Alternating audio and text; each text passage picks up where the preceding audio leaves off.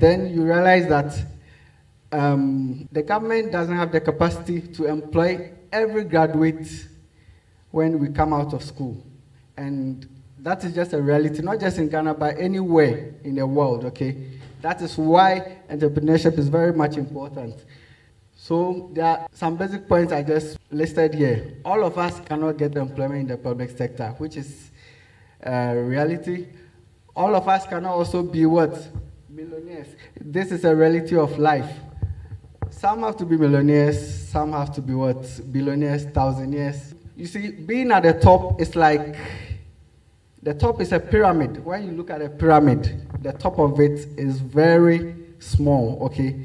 So a very small percentage of a group of people can occupy the top, and majority will occupy the base, okay? So I want you to approach this from that understanding. And another point that we must dispel is the mentality that we want to make quick money. Okay? We don't want to go through the process. I say over here, the hard way is the only way, and the only way is the hard way. Your hard work is what will distinguish you from your competitors. You either get on board or you get left behind. Hard work in its multi-forms, it doesn't necessarily have to be what? Physical or aggressive activity before you call it hard work. If you're a smart student, it's another form of being a hard worker. If you are somebody who likes to study. So whether it's physical or even financial, you have your money and you make the decision that you want to invest it into something. That is, I see that's another form of hard work. And then digital. Digital in the sense that, well, if you have the smartness to understand that in today's, in the age that we are in, the internet has the power to what? To boost your business. It takes a whole lot of learning to be able to do that. And that is also another form of hard work. If it wasn't hard work, everybody would have been successful at it. But because it takes a lot of learning, and those who are not ready to do it will just get left behind, and those who will learn, putting that hard work in the digital space can also progress. And also, those who work long hours is another form of hard work. You don't have to be afraid of competition, okay? You don't have to be afraid that whatever business or whatever initiative that you have can be copied. If that was the case, none of us here, resource persons, would have been here today to share our stories with you. Okay? Consider the space as a very huge cake that all of us can eat from, and all of us can be satisfied.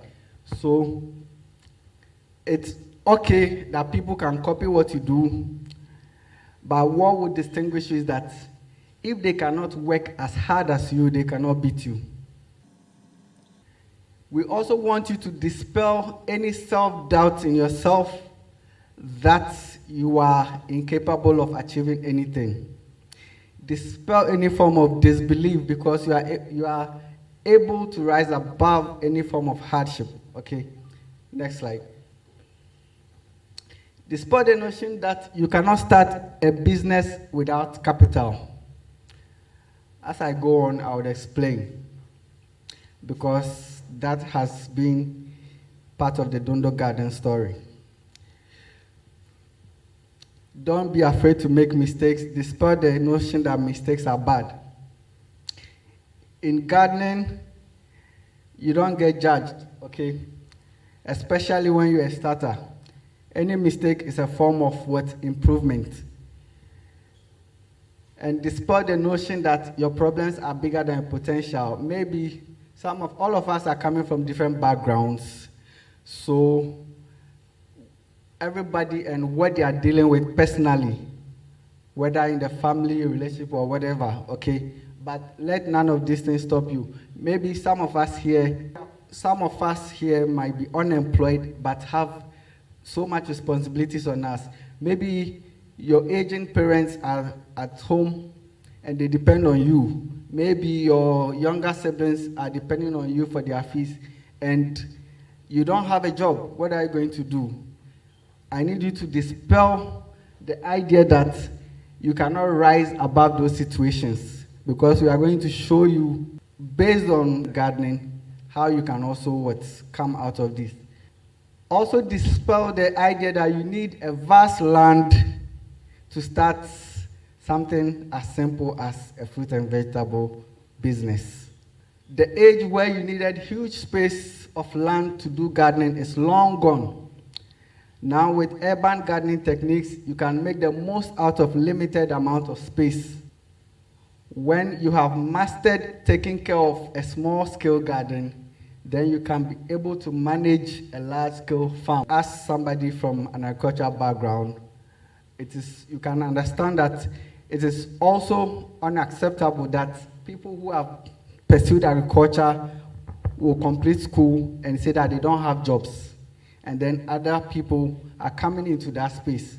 So it's almost unpardonable to those from that background to say that they can't create any job in the agricultural space. To them, it's unpardonable. But from those outside of it who are coming into it, you are also encouraged to join, because it's a huge space. We can all enjoy from it. Okay?